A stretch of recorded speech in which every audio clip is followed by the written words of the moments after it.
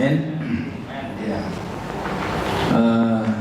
Tadi rasaku doanya tengah malam. Iya. Enggak ada tengah malam. Tidur tengah malam lah. Tengah minggu. Iya rasanya. Ini anak saya ini lagi menghayal atau bagaimana? Terus saya kok tengah malam. Ya. Saya sudah selalu katakan. Ya, saya sudah selalu katakan bahwa di gereja kita tidak lagi baca Alkitab. Tapi saya percaya lewat WA saya sudah beritahu hari ini kita belajar dari kitab Kejadian pasal yang kedua. Saya suruh baca dua pasal ya.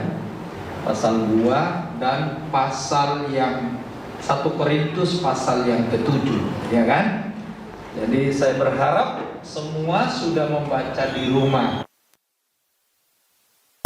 Ya. Hari ini saya memberikan tema kepada kita, kamu harus tahu. Ya. Ya, sudah untuk ketiga kali ini tema kita yang pertama, Tuhan mau kamu mengerti, ya. Tapi yang kedua saya juga bikin kamu harus tahu. Yang ketiga ini juga kamu harus tahu. Jadi ada yang harus kita mengerti dari kitab Kejadian pasal 2 ayat yang ke-4b sampai ayat yang ke-25 sebenarnya. Ya. Kalau kamu harus tahu yang pertama, itu kita melihat bahwa manusia itu berasal dari debu tanah, tetapi Allah menghembuskan napas hidupnya kepada manusia. Itu yang membedakan. Ada banyak binatang yang diciptakan dari debu tanah,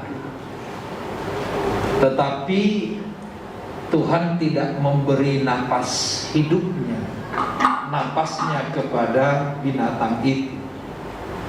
Tapi kepada manusia, Dia memberikan napas hidup.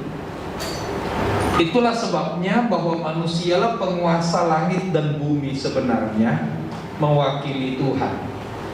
Karena itu Tuhan berkata, berkuasalah atasnya. Itu karena manusia punya bagian dari Allah, yaitu hidup kita itu adalah napasnya. Kita ini bukan binatang yang terbesar, bukan ciptaan yang terbesar maksud saya. Maafkan saya. Bukan ciptaan yang terkuat, bukan. Tetapi yang membuat kita bisa berkuasa atas seluruhnya itu adalah karena Allah memberikan bagian hidupnya kepada kita, yaitu napas itu. Ketika manusia kehilangan napas itu, kehilangan bagian dari Allah itu, karena manusia berdosa kepada Tuhan, maka semua memberontak dan tidak bisa lagi taat kepada kita. Nah, dalam perjanjian baru itu dipulihkan, bahwa roh Allah diberikan kepada kita, orang yang lahir baru. Roh Kudus itu diberikan kepada kita, bagian dari Allah. Rohnya ada di dalam kita. Nah, Roh Kudus itu akan membuat kita pulih. Makanya Alkitab berkata, roh yang ada padamu lebih besar dari segala roh yang ada di dalam dunia. Jadi untuk orang yang lahir baru, ketika Roh Kudus itu ada di dalam diri kita, maka kita kembali akan menjadi penguasa. Yang lain itu akan tunduk dan taat kepada kita. Itulah sebabnya saya selalu berkata, jangan hanya jadi orang Kristen percaya saja, tetapi kamu perlu penuh dengan roh. Penuh dengan roh itu ada tanda. Salah satu tandanya adalah bahasa roh. Tapi banyak orang Kristen sekarang tidak mengejar lagi bahasa roh. Itu salah.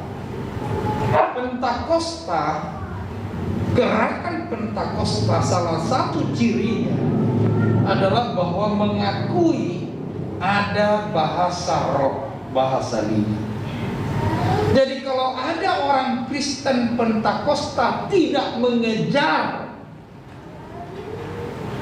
tidak berusaha untuk penuh dengan roh melalui tanda bahasa lidah, maka itu ada sebuah kekeliruan, ada sebuah kemerosotan keinginan.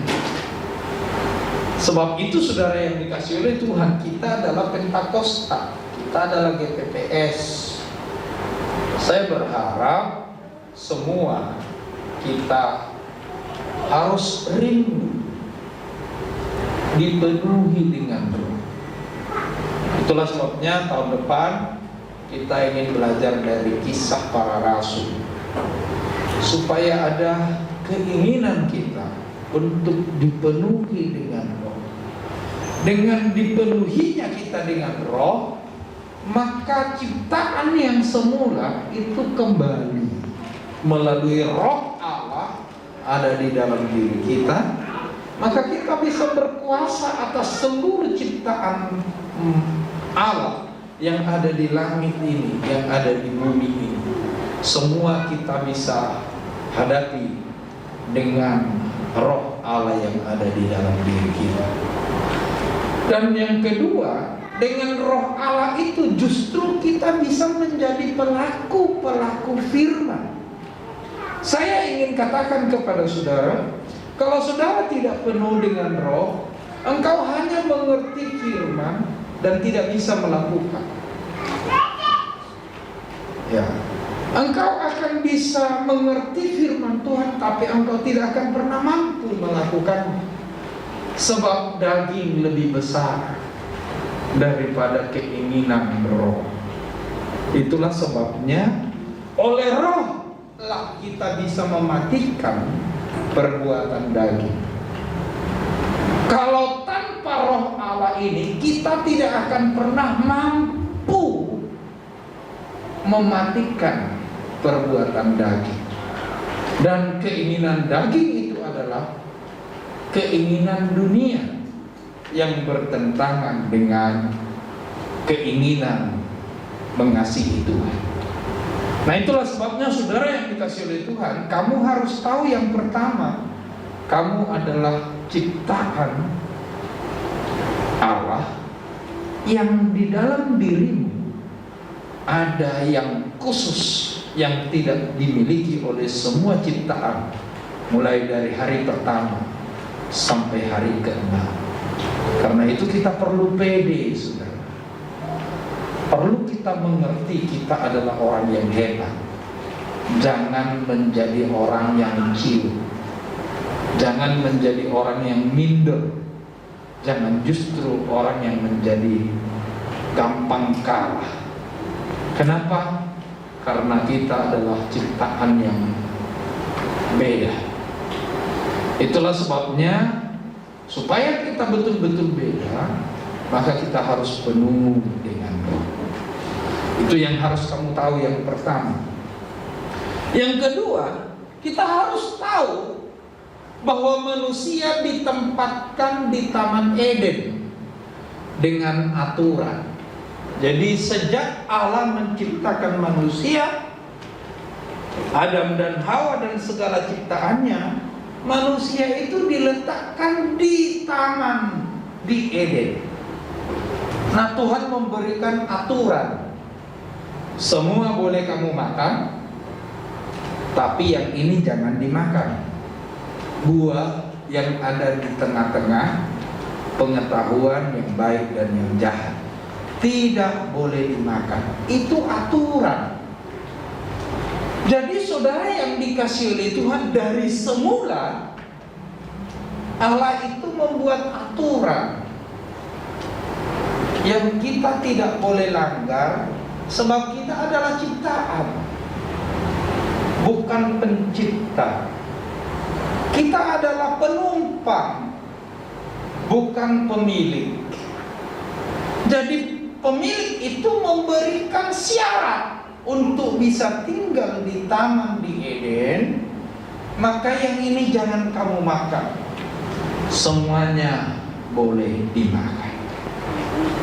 Ya, itu aturan. Nah, dalam perjanjian baru saya sudah katakan Kamis yang lalu, dalam perjanjian baru aturannya adalah tinggallah di dalam Kristus. Pokok anggur yang benar hanyalah Tuhan Yesus. Itu aturannya. Tidak ada pokok anggur yang baik yang lain. Ya, kau diam dulu kau ya. Nanti papi, gitu ya. Sini kau khotbah sama papi. Jadi saudara yang dikasih oleh Tuhan, ada aturan main. Kalau kita tinggal di dalam Kristus, maka kita akan berbuah banyak. Tapi kalau kita lepas dari Kristus, kita akan kering. Itu aturan mainnya sudah.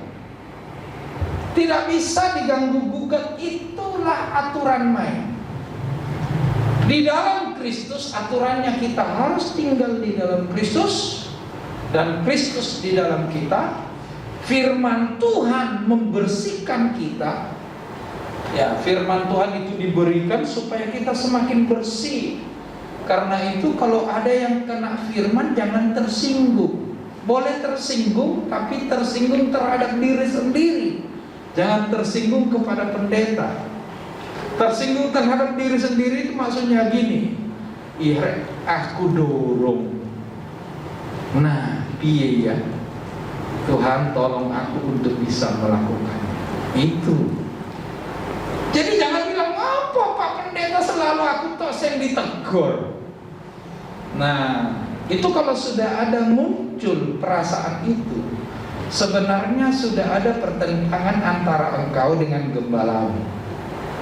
Engkau sudah mulai tidak merasa nyaman dengan gembalamu. Nah, itu bahaya.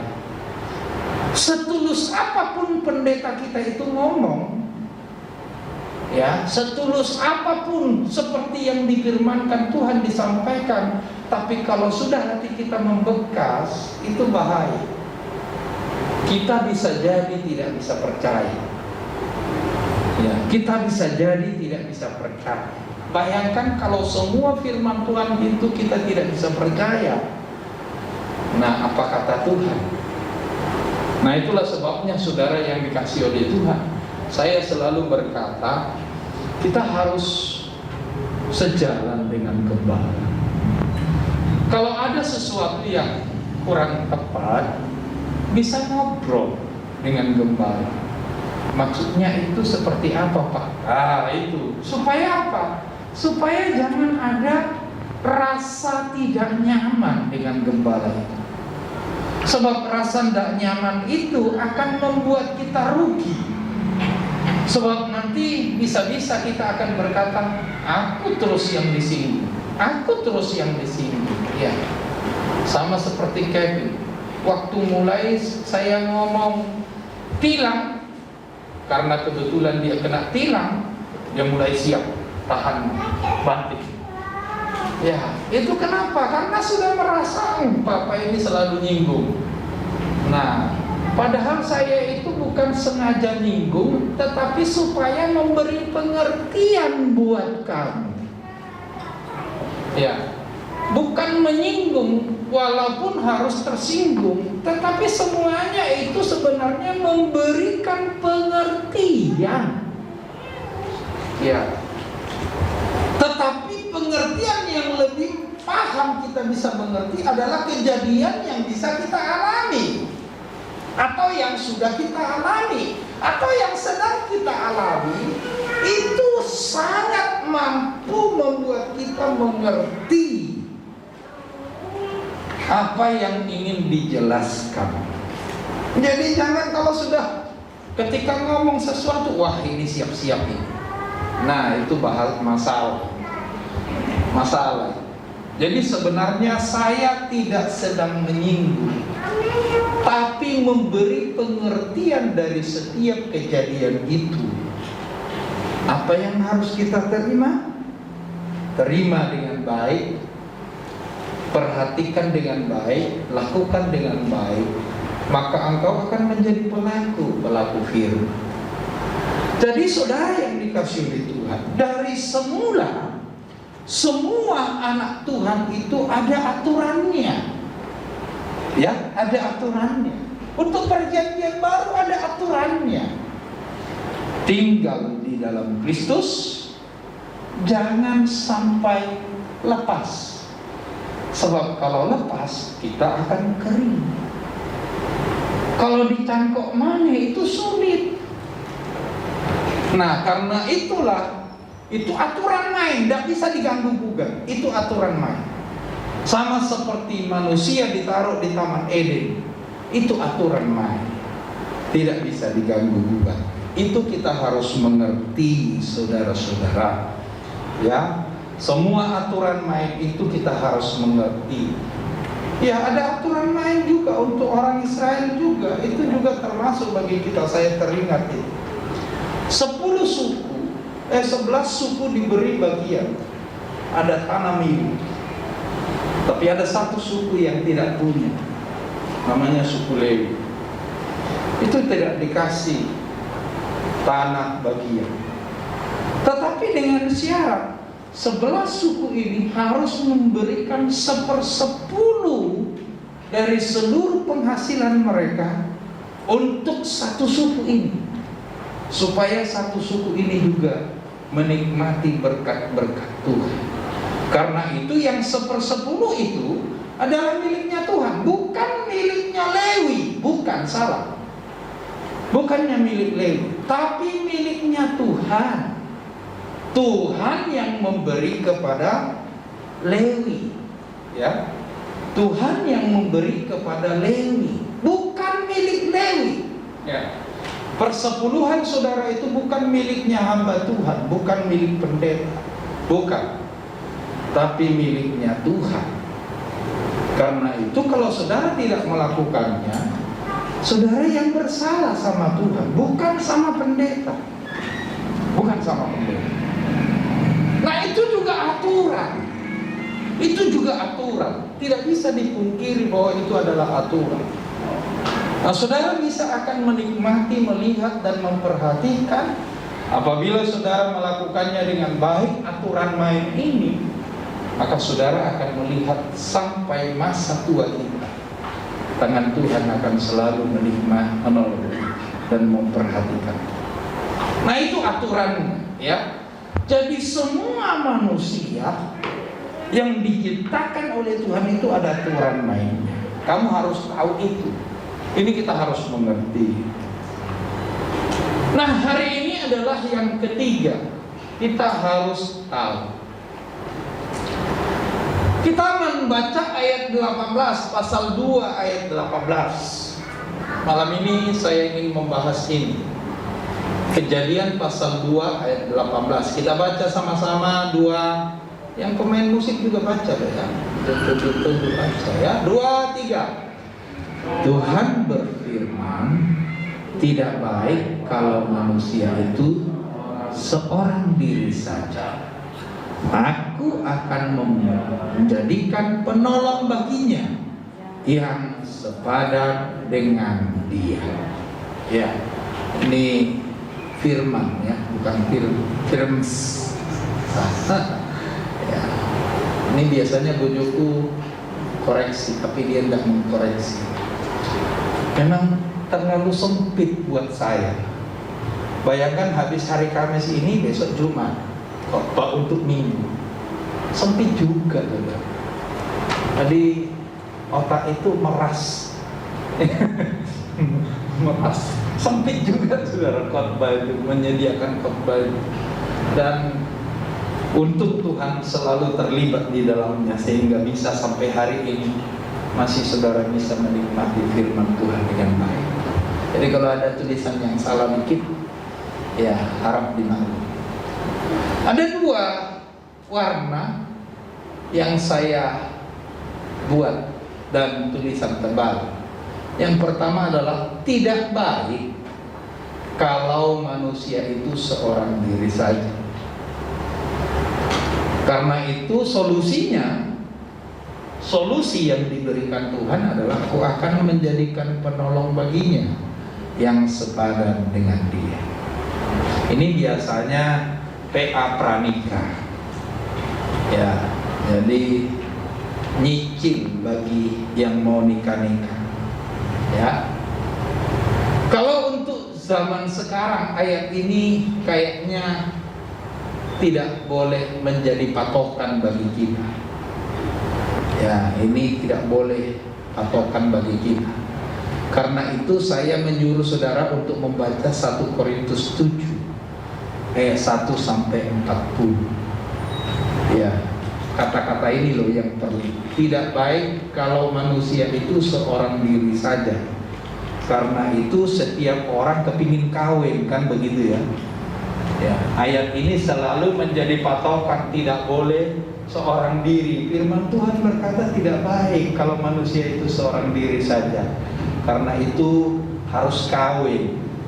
Nah, itu sebabnya saudara mulai SMP, bahkan sekarang SD sudah senang pacaran. Oh, itu pacarku, padahal belum pacaran gitu ya. Ya, masih konco-koncoan tok. Tapi jenenge karena orang-orang juga ngomong pacarmu, ya akhirnya konco dekat disebut pacaran. Nah, sama dengan anak saya Joshua sama itu Deino, mesti ketemu WA-an apa koncone paling dekat pacarmu ya? Wah yo, nah dikerja itu terus. Nah, akhirnya melengketlah di pikiran pacar. Ya. Jadi sebenarnya belum pacar, bukan pacar tapi disebut pacar. Nah, demikian juga anak saya sama Mersanda calon nih, padahal masih SMP itu kenalan nih. Oh itu mantane Pak, bukan mantane. Tuh SMP itu durung mantan, masih kenal begitu itu durung pacar namanya, ya. Masih opo jenenge. Jadi pacaran itu akhirnya menjadi apa namanya? Ini menjadi tren. Gara-gara apa? Tidak baik kalau manusia itu seorang diri saja.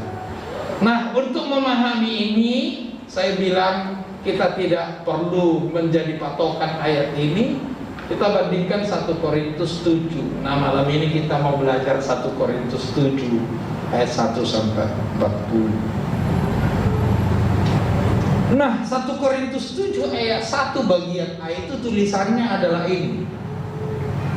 Coba Pak Tony baca betul enggak? Dibaca di dalam Alkitab. Ya.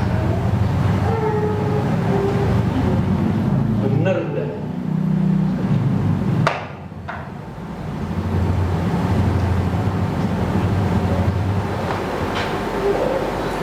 Satu Korintus 7 ayat 1 bagian A. Oh Pak Margianto ketemu. Benar tak? Dan sekarang tentang hal yang kamu tuliskan kepadaku adalah baik bagi laki-laki kalau ia tidak kawin. Benar ya? Cocok ya? Adalah baik bagi laki-laki kalau tidak kawin. Nah ini gimana ini ya?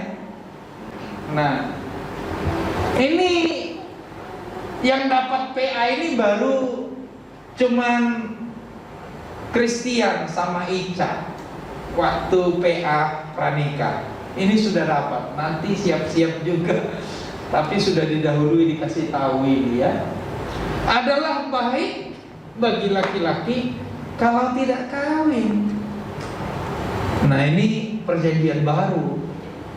Tulisannya seperti ini. Jelas ayat ini. Makanya jangan mikirin kawin toh. Ya.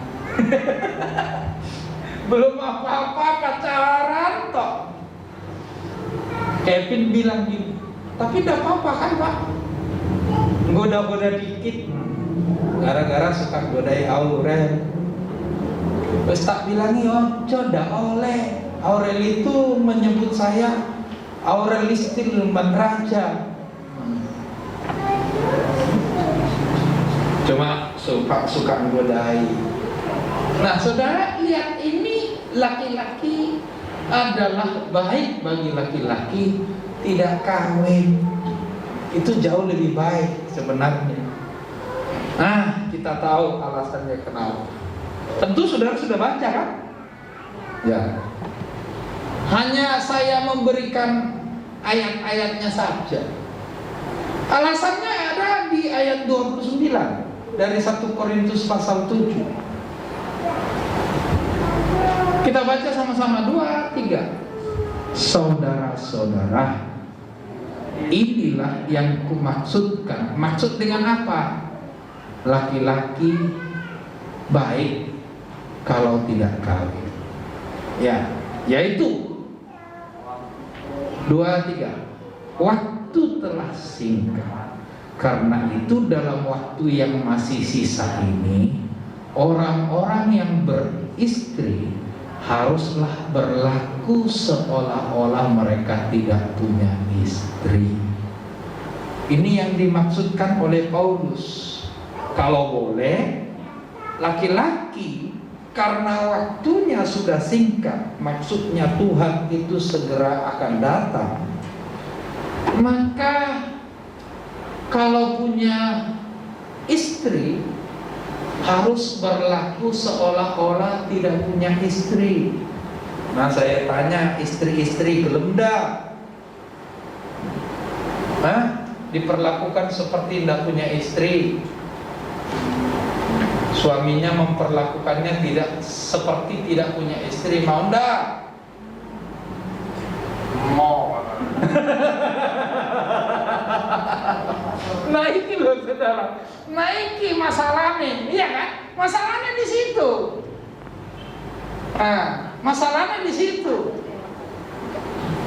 Untuk waktu yang singkat ini, Paulus mengatakan bahwa kita harus seolah-olah tidak punya istri, seolah-olah tidak punya mobil, seolah-olah tidak punya anak, seolah-olah tidak punya apa-apa, tidak boleh diganggu apa-apa. Kita itu mau berlari terus dekat dengan Tuhan, maksudnya begitu. Tidak boleh yang mengganggu. Nah masalahnya kalau istri dibuat seolah-olah tidak punya istri, kira-kira ndak gelem ndak? Nah, Mas Santius dulu ya aku terus, ya ndak gelem lah. Jenenge ngambil suami itu kepingin diperlakukan sebagai istri kok, ya kan? Nah karena itulah supaya tidak merasa terganggu, adalah baik bagi laki-laki kalau tidak kawin. Ya, baik kalau laki-laki itu tidak kawin. Sebenarnya perempuan juga sama. Ya, cuman orang-orang yang masih pacaran ini ya, atau yang masih muda-muda ini tidak ngerti betapa sulitnya kalau punya istri dan betapa sulitnya kalau punya suami. Dikira tidak sulit, oh sulit. Percaya deh, sekarang masih gampang-gampang. Tapi kalau sudah punya istri baru ngerti. Angel punya istri itu. Ya, angel punya istri, angel punya suami. Tidak gampang. Ya, itulah sebabnya untuk perjanjian baru dalam hubungan kita dengan Tuhan tidak boleh terganggu. Ini alasannya sebenarnya, alasan yang pertama. Dan saudara-saudara, inilah yang dimaksudkan, yaitu waktu telah singkat. Karena itu dalam waktu yang masih sisa ini, orang-orang yang beristri haruslah berlaku seolah-olah mereka tidak punya istri. Ya kalau istri ngerti, ya Iya kalau istri ngerti. Iya. Iki sensor. Ya. Nek bendino ngomong, waduh ini kurang piknik. Nah, pusing kan? Ya. Ya kan? Oh ini kurang apa? Kurang jelong-jelong. Nah, ya apa saudara? Nah itu loh masalahnya. Nah ayat 7 bagian ayat 7 pasal 7 ayat 32a. Mari kita baca sama-sama 2, 3. Aku ingin supaya kamu hidup tanpa kekhawatiran. Ini loh nomor 2 alasannya. Mengapa baik laki-laki tidak menikah, tidak kawin? Supaya kita tidak khawatir. Ya, salah satu yang membuat saya semangat kembali hidup waktu kena COVID itu karena istri. Saknornya istri saya. Ini lagi amburadul semua. Lek aku mati kira-kira gimana ya? Akhirnya saya semangat hidup lagi. Ya, artinya ada kekhawatiran terhadap istri, terhadap anak. Anakku belum selesai, belum kerja. Nah istriku bagaimana? Saya belum toto semua. Saya eling kabeh. Ya, mamaku di sana. Nah rumah di sebelah masih ditempati kakaknya. Istri dengan mertua bagaimana ini? Akhirnya semangat lagi. Tapi itu unsur dari kekhawatiran anak. Jadi mau tidak mau seorang suami yang baik, ya itu pasti memikirkan istri. Nah pikiran terhadap memikirkan istri dan anak-anaknya seringkali mengganggu hubungan kita dengan Tuhan. Itu loh. Seringkali mengganggu hubungan kita dengan Tuhan.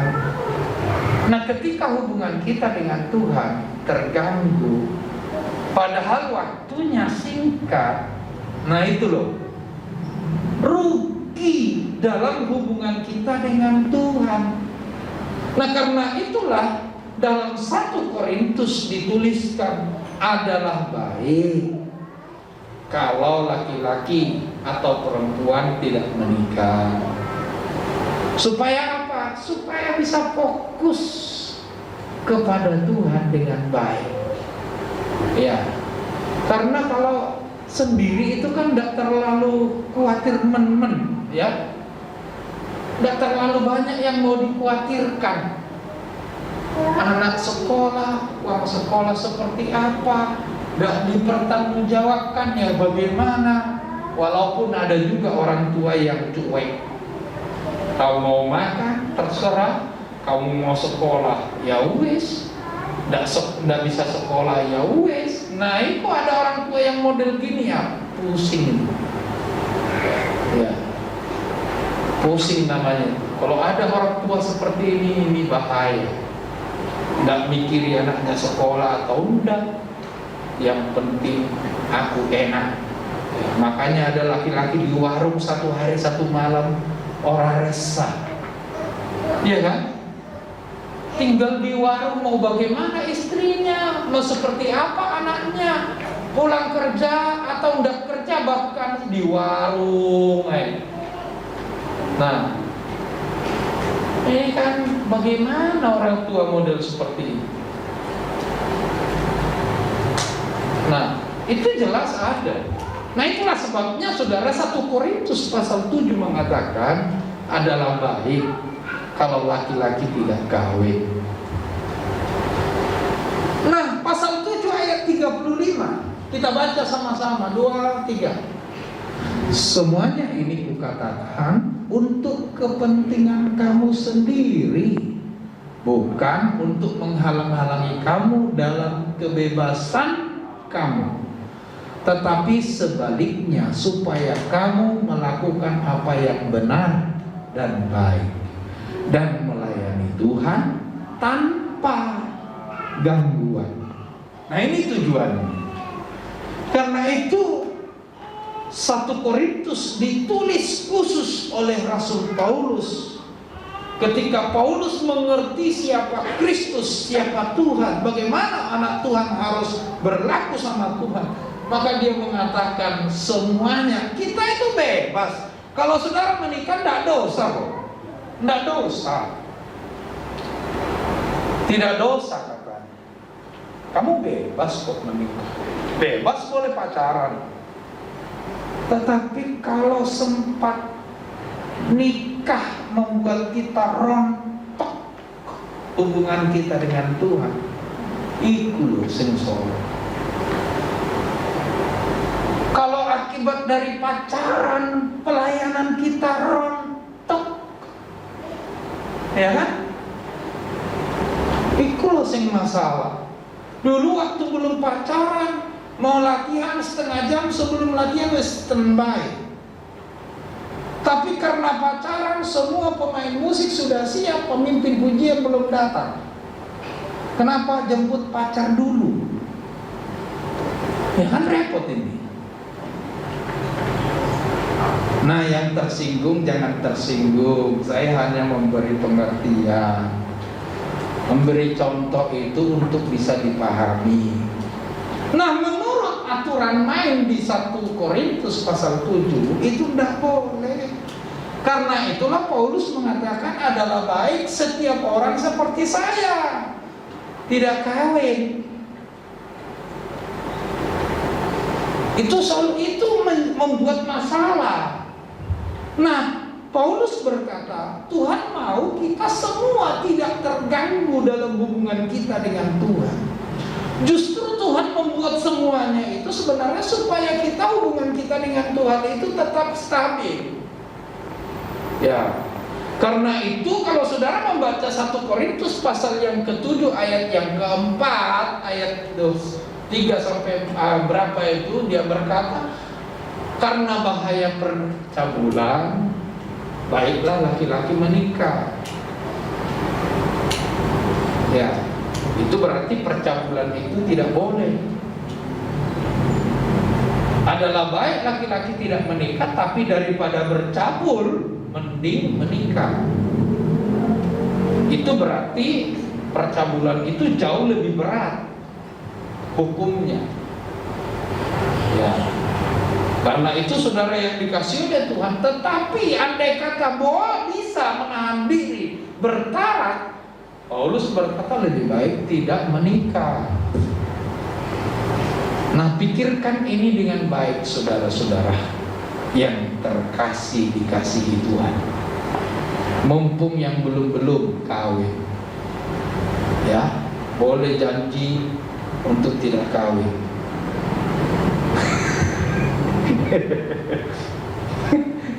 Nanti katanya gimana mengurangi penduduk.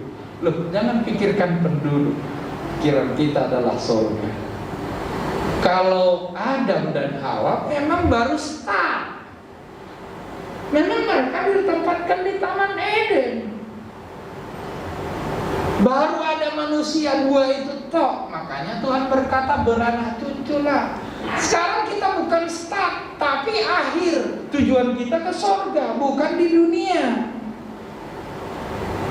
Nah, itu sebabnya pasal 7 itu mengatakan adalah baik laki-laki tidak menikah, adalah baik perempuan tidak kawin.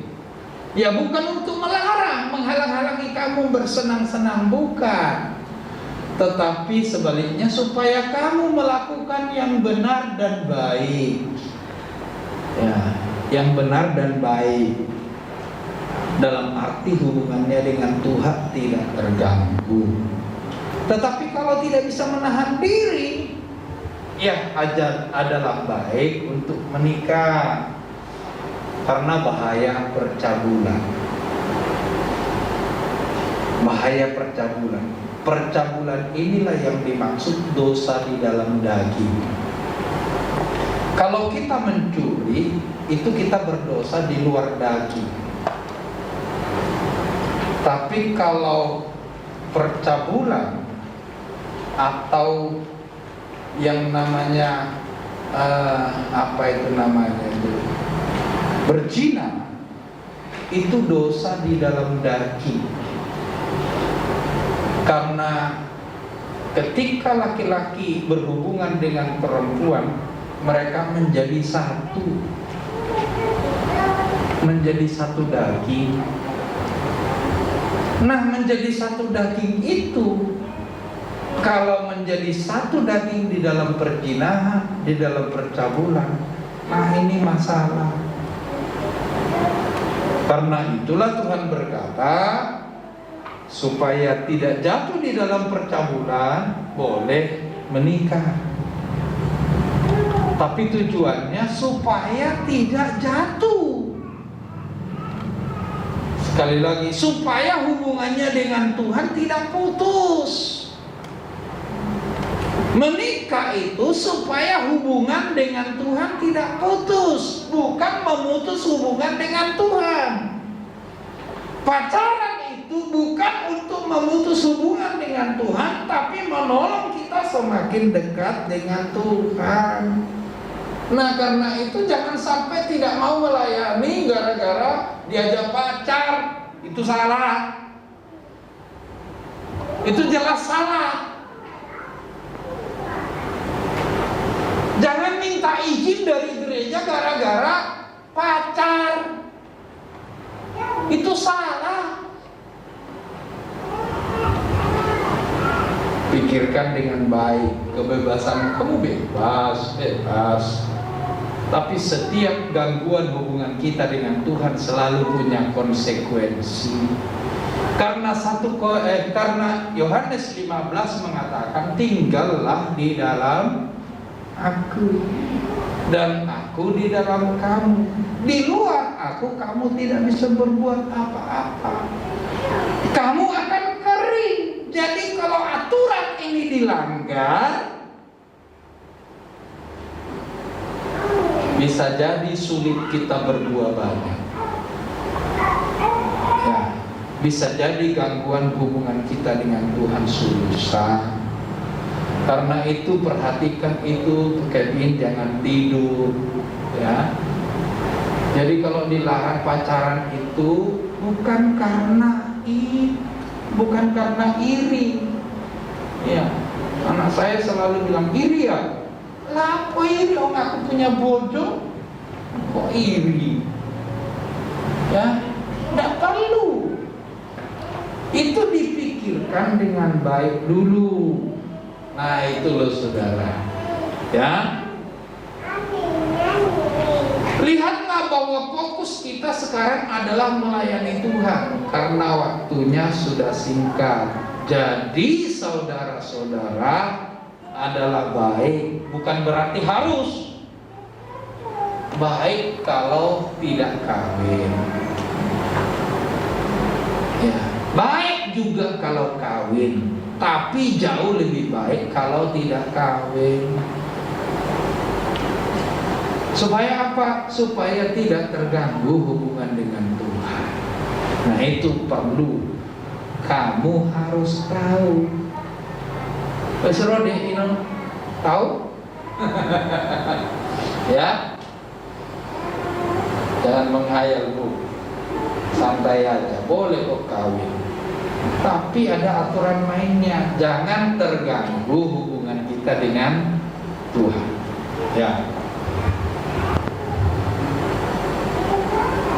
Sedangkan kalau menikah, ayat 3-4 menjelaskan, hendaklah suami memenuhi kewajibannya terhadap istrinya. Ya. Jadi kalau istri bilang, ayo jalan-jalan, ini kurang refreshing. Jangan dikira saya suka refreshingnya yang seperti itu, enggak sebenarnya. Tapi karena ada ayatnya ini loh. Ya, ada ayatnya ini. Hendaklah seorang suami memenuhi kebutuhan istri. Makanya kadang-kadang aku tidak bisa nolak. Ya, ayo nang pantai. Ya, ayo. Terpaksa. Walaupun saya tidak ngomong terpaksa. Ya. Kenapa saudara? Memang seorang suami kalau punya istri, punya istri loh ya, harus memenuhi kewajiban. Jangan dikira ini kewajiban batiniah toh, bukan. Seluruhnya, ya, seluruhnya. Karena itulah Paulus berkata, adalah baik kalau laki-laki tidak menikah. Ya, ojo nuntut seta. Kok sabar, nama apa baru diskusi. Oh asik, kirain nyala ya. Oh, tak kirain diskusi, ojo sing ayah. Perhatiin saya. Ya, jadi orang yang menikah ada kemungkinan terhalang hubungannya dengan Tuhan. Karena ini, istri tidak berkuasa atas tubuhnya sendiri, suami tidak berkuasa atas tubuhnya sendiri. Ini timbal baliknya, istri fokus menyenangkan hati suami, suami fokus menyenangkan hati istri. Itu yang namanya menikah. Jangan istri maunya suami menyenangkan hatinya, tapi dia tidak pernah memikirkan kesenangan hati suami. Ya, kudu kebalikannya. Istri tidak boleh memikirkan dirinya, tapi memikirkan suaminya. Suami tidak boleh memikirkan dirinya, tapi memikirkan istrinya. Ini loh terjemahannya ini, ayat ini. Nah, manusia sekarang senangannya disenangkan, tidak menyenangkan. Kira-kira begitu ya? Halo? Hah? Kok jujur sih? Anda saya jawab apa enggak ini? Kira-kira betul enggak saudara? Orang sekarang tidak menyenangkan, tapi ingin disenangkan. Maunya diperhatikan, tapi memperhatikan no sama sekali. Ya. Karena itu selalu yang laki-laki mengingat ayatnya, hai istri-istri, tunduklah kepada suami. Sing istri orang hafal ayat itu. Yang hafal dia berkata, hai suami-suami, kasihilah istrimu. Hei, ketawamu terlalu besar. Ini namanya anaknya Rio atau bukan ini? Jadi itu saudara, tidak boleh menyenangkan diri sendiri, menyenangkan pasangan. Itu resiko pernikahan. Itu resiko pacaran. Pacaran belum. Pacaran itu sebenarnya justru ingin tahu. Makanya kalau pacaran itu pingin roh, kira-kira kalau aku menikah sama ini, karena aku tidak mampu bertahan. Kalau aku menikah sama ini, kira-kira dukung enggak ya hubunganku dengan Tuhan? Harusnya gitu pacaran. Itu nomor satu nilainya. Ya. Kalau ganggu pelayanan, sering menukar-nukar pelayanan, jadi kita harus jujur ngomong, aku ada pelayanan, tukar se, itu salah, itu sudah, udah poin, udah poin. Egoisnya itu lebih tinggi daripada mengasihi Tuhan. Mending putus. Ya, itu mending putus. Itu harus dipahami. Dulu anakku Aurel, perhatikan saya, jangan perhatikan HP. Ya, ini penting kalian mengerti. Kalau sampai masih pacaran saja sudah mengganggu pelayanan, mending putus saja. Saya kasih tahu. Karena menikah sebenarnya harusnya membantu kita mendekatkan diri dengan Tuhan. Karena kalau menikah ada kemungkinan terhalang hubungan kita dengan Tuhan, maka Paulus berkata adalah baik laki-laki tidak menikah, perempuan tidak kawin. Itu jauh lebih baik kalau terganggu. Tapi kalau memang tidak bisa bertahan, ya menikahlah dengan itu. Ya. Apalagi kalau pacaran dengan bukan satu gereja, kan repot, kamu itu tidak ngerti bagaimana. Makanya pacaranlah yang sonaisme. Tahu sonaisme ya? Ukuran sona itu. Ya, sak gereja itu bagus. Wis podo ngerti nih. Ya. Baik kalau ini jalan keluarnya bagaimana? Baik kalau tidak menikah tetapi demi alasan dekat dengan Tuhan, ya. Baik kalau tidak menikah tetapi demi alasan dekat Tuhan, boleh menikah, maksudnya begitu. Ya. Demi alasan untuk Tuhan, boleh menikah. Ya, saya senang kok saya sudah mampu ngerti berarti ini yang penting. Jadi jangan sampai merasa Tuhan itu terganggu karena kita pacaran, pekerjaan Tuhan menjadi ya, sedikit tersendat. Ya, kalau saudara melayani Tuhan, urapan turun dalam pelayanan gara-gara pacaran, mending berhenti. Ya. Tapi kalau pacaran itu semakin giat melayani, semakin senang berdoanya, semakin cocok. Nah, itu dia. Jadi kalau semua itu kita pahami dan mengerti, ingat syaratnya ada. Tinggallah di dalam aku dan aku di dalam kamu. Di luar aku kamu kering. Ya. Saya ingin katakan pacaran itu bukan untuk bahagia, salah. Menikah itu bukan untuk bahagia, salah. Salah. Setiap orang yang mengejar kebahagiaan pasti kehilangan kebahagiaan. Itu pasti. Oh, Alkitab juga berkata, siapa yang mempertahankan nyawanya, dia akan kehilangan nyawanya kok. Itu untuk anak Tuhan kan?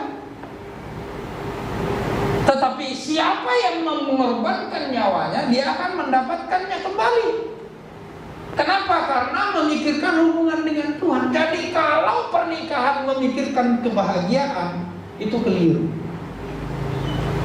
Pernikahan itu memikirkan hubungan kita dengan Tuhan. Di dalam rumah tangga kita ada Tuhan. Itu tujuan utama dalam pernikahan. Kalau selain ini, maka kamu akan kehilangan. Hubungan kita dengan Tuhan itu nomor satu. Karena itulah Paulus mengatakan, tetapi kalau kakak mengingat bahaya percabulan, baiklah laki-laki mengambil istri. Tapi kalau tidak ada bahaya percabulan, adalah jauh lebih baik laki-laki dan perempuan tidak kawin. Nah itu dia. Jadi kamu harus tahu ini. Ya. Mulai ya, makanya kenapa Pak Gembala melarang jangan pacaran dengan yang bukan anak Tuhan, kecuali Tuhan memberitahu itu jodoh baru. Karena nomor satu dari seluruh kehidupan kita ini sebagai orang Kristen dalam perjanjian baru, nomor satu, satu-satunya nomor yang paling penting adalah tinggallah di dalam aku dan aku di dalam kamu. Ya, dan aku di dalam kamu. Di luar aku kamu kering. Itu firman Tuhan. Jadi malam ini tidak mengganggu kebebasanmu. Boleh nggak pacaran? Boleh, tapi ada syaratnya. Jangan mengganggu hubungan kita dengan Tuhan. Jangan mengganggu pelayanan kita. Jangan menyita pikiran kita sampai terganggu dengan Tuhan. Boleh nggak menikah? Boleh, ya. Menikah juga baik, tetapi harus pasangan yang sepadan dan penolong. Menikah juga baik, tetapi harus pasangannya adalah sepadan. Apa itu sepadan? Sepadan itu ternyata Tuhan membentukkan alasan pertama. Tidak baik manusia itu seorang diri saja. Aku akan memberikan penolong yang sepadan. Nah, penolong yang sepadan itu nanti kita akan lanjutkan di minggu berikut, karena jamnya sudah 8:30. Ya. Tetapi itu alasannya. Boleh menikah asal pasangannya itu sepadan dan penolong, yaitu tadi yang saya bilang, menolong kamu mendekatkan diri dengan Tuhan, menolong kamu mengerti dengan Tuhan, menolong kamu untuk bersekutu dengan Tuhan, bukan mengganggu hubungan pelayanan kita dengan Tuhan. Itu yang paling penting. Solusi yang Tuhan berikan, aku akan memberikan kepadanya penolong yang sepadan. Penolong yang sepadan, sepadan imannya, sepadan semuanya. Maka jadilah pelayan Tuhan yang baik. Amin. Mari kita tundukkan kepala.